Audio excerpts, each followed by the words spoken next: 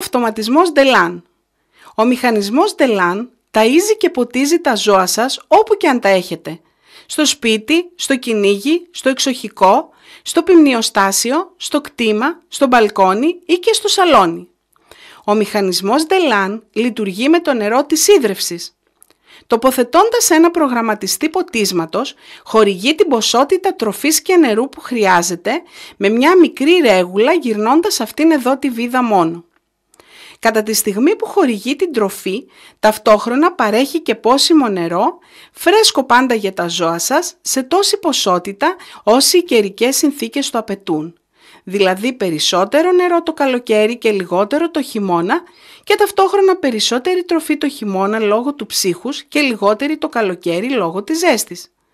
Παράλληλα, εμείς μπορούμε να αυξήσουμε ή να μειώσουμε την ποσότητα τροφής και του νερού που χρειάζεται το ζώο ή τα πουλερικά μας.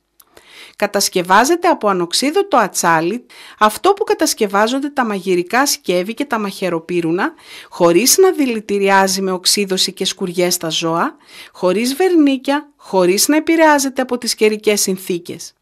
Είναι όμορφο, καλοεπεξεργασμένο, μπορεί να τοποθετηθεί σε οποιοδήποτε χώρο, στο μπαλκόνι, ακόμη και στο σαλόνι μας αν χρειαστεί.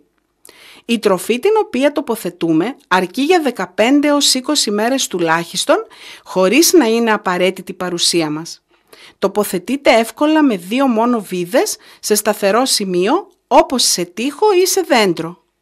Ακόμη διαθέτει και ειδικά ποδαρικά αν τα ζητήσετε. Ο μηχανισμός Delan απαλλάσσει από τη συχνά υποχρεωτική επίσκεψη στα ζώα σας.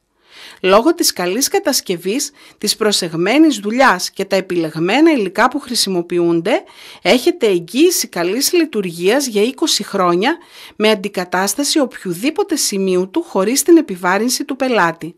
Στη Θεσσαλονίκη, Συγκρού αριθμός 50 και στο τηλέφωνο 54 56 54.